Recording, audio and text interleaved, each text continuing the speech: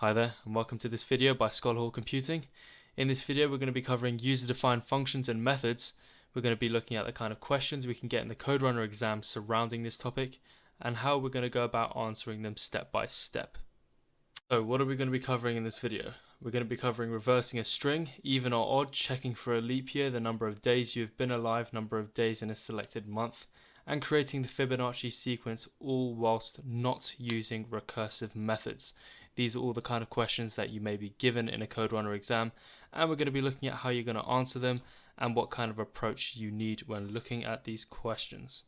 And one other thing, if you haven't already gone through the video of Java built-in functions, it's available on the link within the description at scholarhall.com. We have the code as well as the actual video itself, and that gives you a walkthrough as to how you're going to be using ECLIPSE through your coderunner exam, and the kind of way you want to answer it using ECLIPSE to make sure you don't get any errors, and you want to try implementing the same kind of method within these questions that we're going to be covering in this video.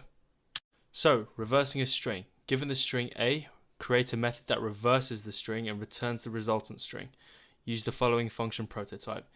We have gone through this question before in Java built-in functions, so if you want to skip through it then feel free, but if you want to give it another go then do pause the video now and have a go at it.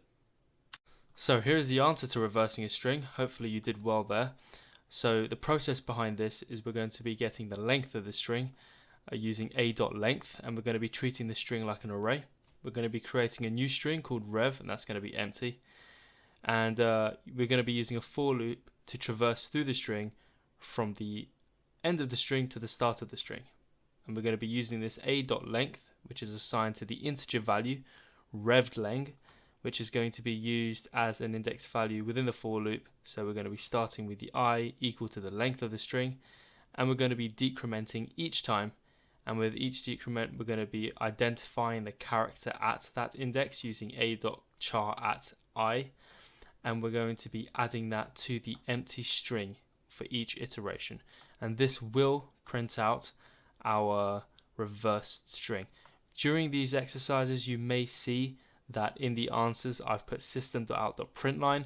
This is just so at the end of the video I'll be showing that within the console window in Eclipse we have got the right answers. Do remember that you do want to put that in when you're checking your answers in Eclipse, otherwise you won't know whether you're right or wrong. And of course your return statement at the very end to complete the method, and make sure that the return statement is at the end and your system.out.println isn't after that, because nothing executes after the return statement.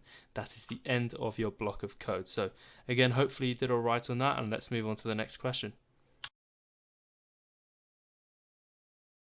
And here is the answer for even or odd. We are using a for loop and we're checking if our value x, which is the input integer, when we do that mod 2, if it's equal to 0, then we're going to print this number is even as well as returning true. Else, so on the alternative, if it's odd, we're going to return false, and we're going to be printing to the console this number is odd.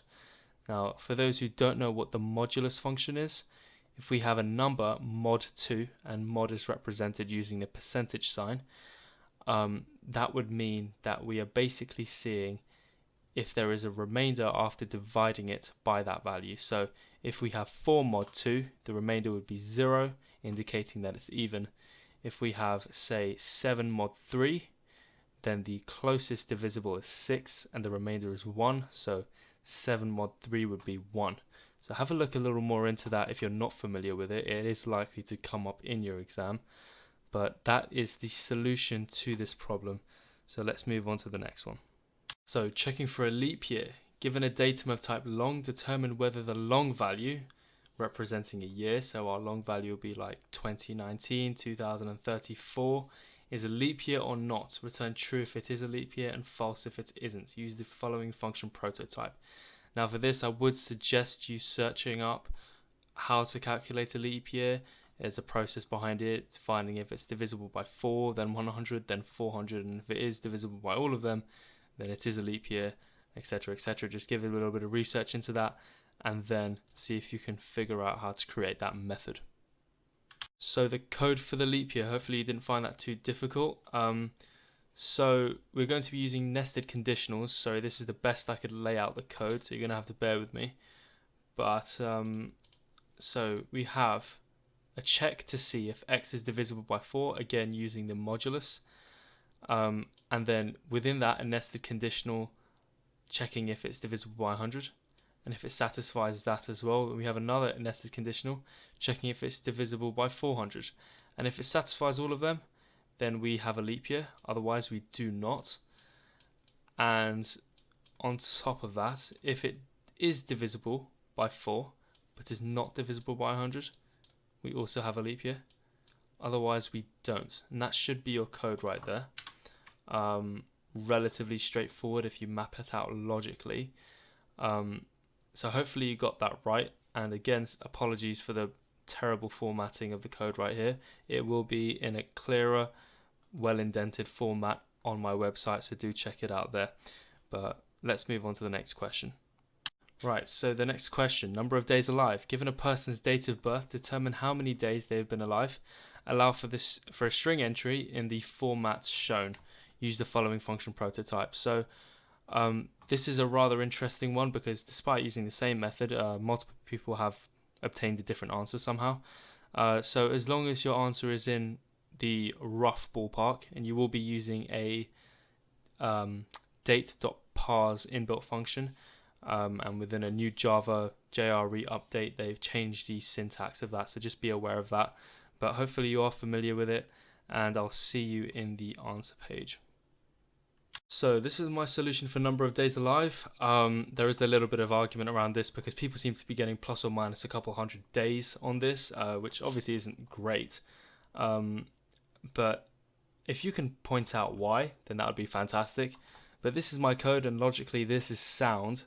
And if you are going to be entering this code to check it, do beware that on the JRE update 11 and beyond, date.parse date of birth is considered to be a suppression warning line of code. So they do want it in a date format.parse kind of syntax. Don't worry about it, just suppress the warnings and it should be totally fine. But yeah, so hopefully you got the answer correct here, and hopefully you've got them correct in the questions previous. If you haven't, then just continue to work on them. But let's move on to the next question. So, number of days in a month. Given a month in string format and a year in a value of type long, create a method that returns the number of days within that month as an integer. Use the function prototype below. So, there is a little bit in here that could possibly catch you out, but it is relatively straightforward, so I'll see you at the answer. Right, so you should have got an answer like this. Using case statements is the best way of doing it, I suppose. Again, sorry for the formatting, I'll just run through it like this. So we'll be using switch statements, and the place that most people seem to get caught out is that you do need to create a case statement in February and just account for the fact that the year may be a leap year. So you may have 29 days, you may have 28 days. That seems to catch some people out sometimes. But other than that, it's pretty straightforward. We're just going to use cases and return 31 or 30 depending on the month, and our default will be 0. And we should all be familiar with case statements by now, otherwise known as switch statements.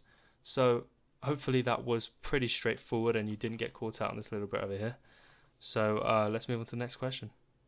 So this is the Fibonacci sequence using no recursive methods. We're going to be creating a method that returns the nth value in the Fibonacci sequence. The input of our method will be integer n, and we need to find the nth value. So have a go at that and don't use recursive methods. So whilst in the coderunner exam they're likely to say use recursive methods if you like, or don't use it, I just wanted to test you in not using it, and if you did, you kind of cheated, so don't cheat. But this is the answer I got. So we're basically just going to be using this for loop down here and just traversing through each time, where we go all the way to n, our value n here, and we're just assigning number 1 to equal number 2 to equal number 3, and the number 3 to go all the way back around and be equal to that addition. And then when we enter that end value, we're going to just system.out.println our Fibonacci value. I just done one here just to show our sequence, and we're going to return our number 3. Do make sure that your return statement's outside the for loop, because it will be after the for loop has fully executed. So hopefully you got that correct, and if you did, fantastic. And if you cheated, then go to recursion because you'll like that more. But that is the last question, so I'm going to be showing you the main of what my Eclipse file looked like next and what the console window looked like for me. So when I did this in Eclipse, this was my main, so I called all of my methods here and I gave them all inputs. So the reverse was going to be reverse this, even or odd was going to test that, leap year was going to test for 1972, which I know is a leap year, days alive is going to check for the 30th of November 1998, which isn't my birth date, so just to let you know. Days in a month is for October, and the year being 2019, and Fibonacci we're going to test for the 6th value. So let's have a look at what I got in the console. So I got a reversed is a reversed, so A was being the string is, well, I'm not going to try and read that. This number is odd, leap year, days alive is 7009. I believe the actual value is somewhere near 7400, 7500. Fibonacci sequence is 011235, which is perfect, and our value is 5 for our 6th value in the sequence. So this all executed fine for me, and it should execute fine for you too. If it doesn't, it's probably an issue with the way you've constructed your class or the way you've put it in the package or something like that. That tends to be the issue with most people approaching me. And make sure you've imported anything necessary that you might need to import. So hopefully you did really well on that, and if you didn't, just go through it again. The code, the questions and the answers will be available on scholarhall.com for you to use during your coderunner exam. So all of these Q&As will be up for you to look at if you get the same question in your exam. So hopefully you did well in that, and I'll see you in the next video.